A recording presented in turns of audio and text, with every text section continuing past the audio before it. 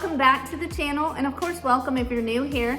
My name is Jessica and I like to share cooking and recipe videos.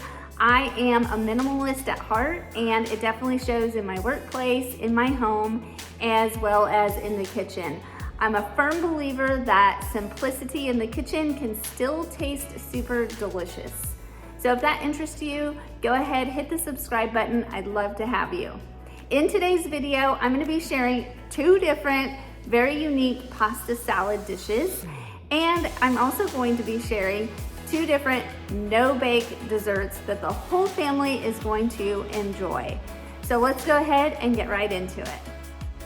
All right, if you enjoy the McDonald's Big Mac, you're certainly gonna like this one. For the ingredients, I'm only using half a pound of the ground beef. I'll save the rest for another meal later.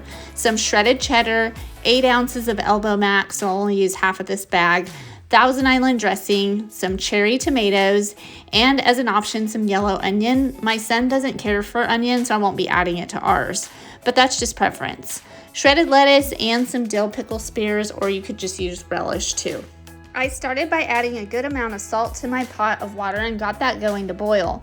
Once boiling, I added in my 8 ounces of elbow mac and cooked until al dente. I also got my meat going, and I added in about a tablespoon of garlic salt, onion powder, and pepper, and cooked it until it was brown.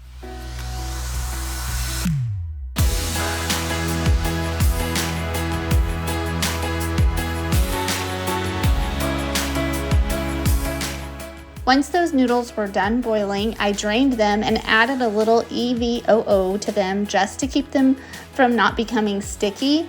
I tossed them in a small mixing bowl and put them in the fridge to cool. While the meat and noodles were cooling, I started preparing the other ingredients.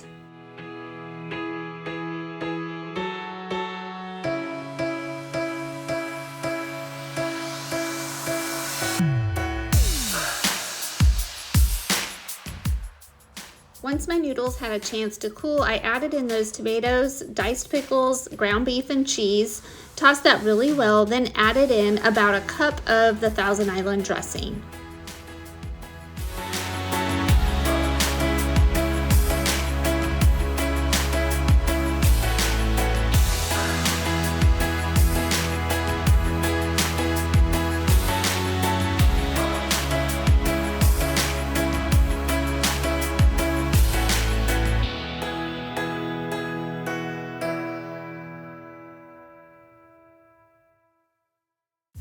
Of course, I had to do a little taste test to see if I needed to add any more dressing, but it was perfect. So I covered it and popped it back into the fridge until it was time to serve.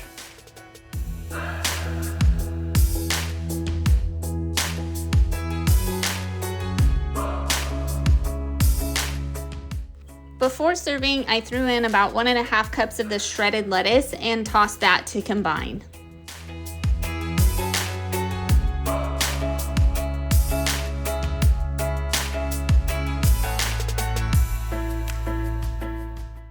I cannot rant and rave about this one enough. It is so delicious and tastes just like a Big Mac.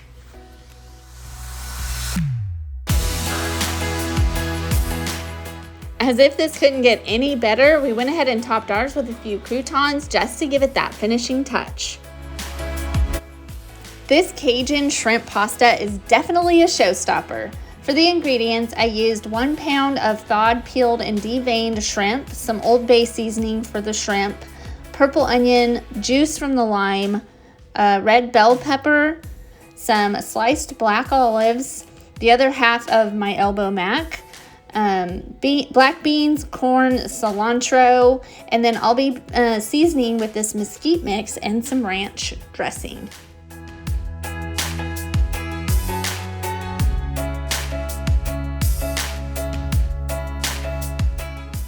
I started by boiling my noodles in salt water and preparing my produce.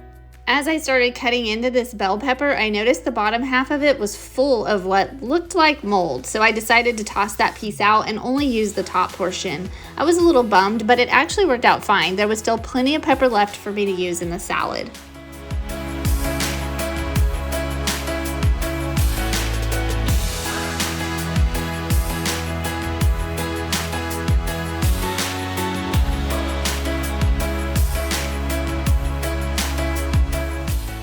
I know everyone is not a fan of onions, so for this one I decided to add them in, but I did cut them pretty thin in hopes to disguise them a bit more, and I'm happy to report I think this technique worked. There was definitely no complaints.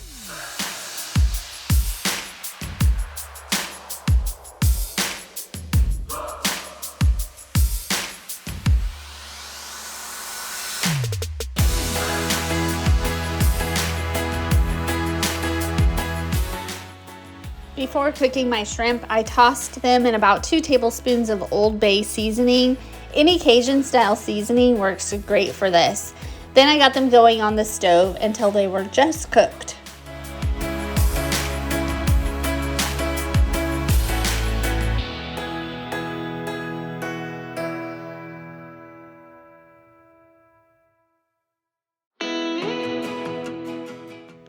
I removed them from the skillet using a slotted spoon and placed them on a plate lined with paper towel to drain and cool a bit.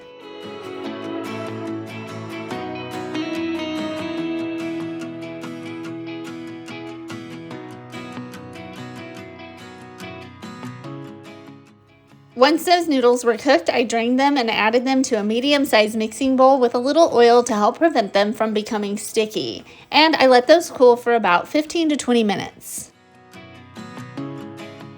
Now it's time to add in all our goodies, but just a reminder, when it comes to making really any pasta salad, there isn't a defined amount of ingredients. I find that I can make the same dish over and over and each time need to add a little more of this or a little more of that. It's really one of those dishes that you can just add until your heart's content.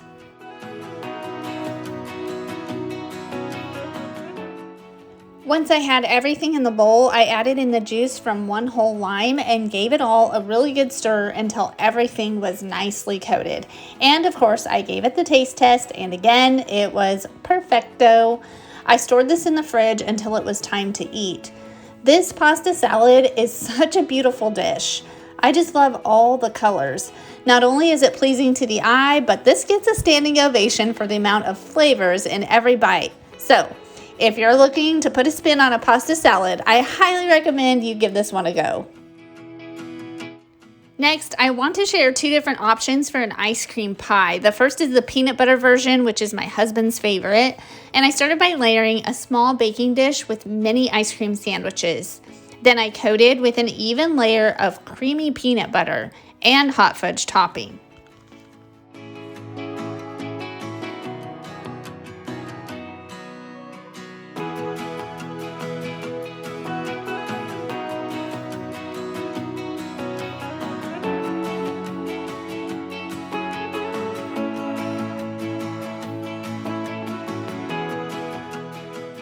Is your mouth watering yet? Next, I layered on some Cool Whip. I do recommend sitting this out for a few before preparing so that your Cool Whip spreads easy. In this case, mine was still a bit firm, but that's okay.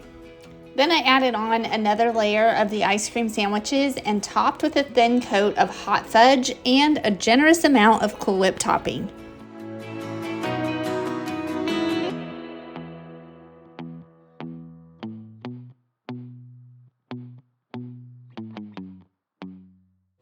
To make this look a little more pretty, I topped with the creamy peanut butter, then used a butter knife and gently drug it through, giving it a marble smear look.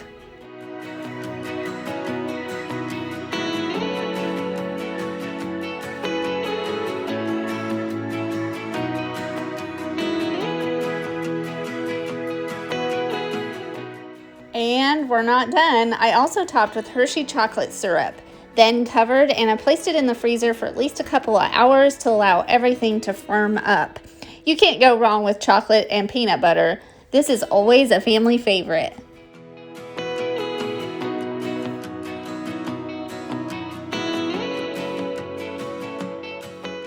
Next is the caramel turtle version, which happens to be my favorite.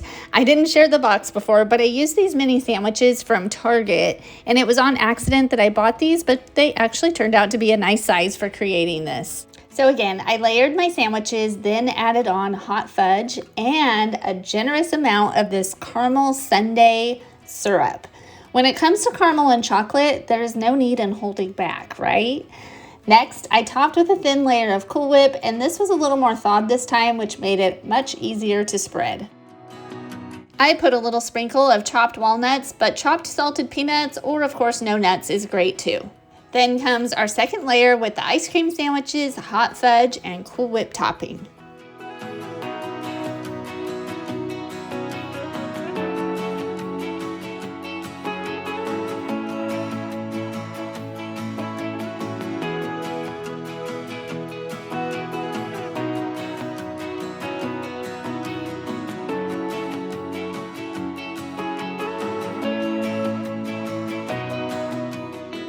I don't worry too much about getting things a bit messy because that'll clean right up.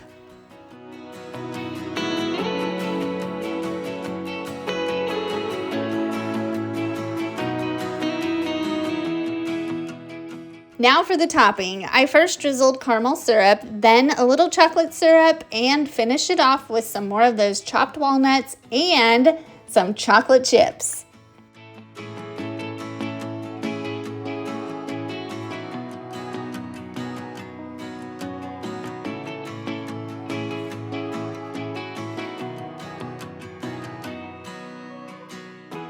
Again, I cover this and put it in the freezer for just a couple hours to let everything firm up. I'm telling you, this dessert should come with a warning. It's that good.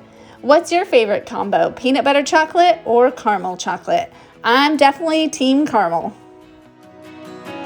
All right, everyone, that's gonna wrap up this video. I hope that you enjoyed, and I hope you found some inspiration to create some unique pasta dishes and some delicious sweet treats for your friends and family. And as usual, I will leave all of the ingredients listed down in the description box below, so feel free to check out the details there. However, just a reminder, when it comes to pasta salad, there's not really any specific amounts. It's really just based on taste preference.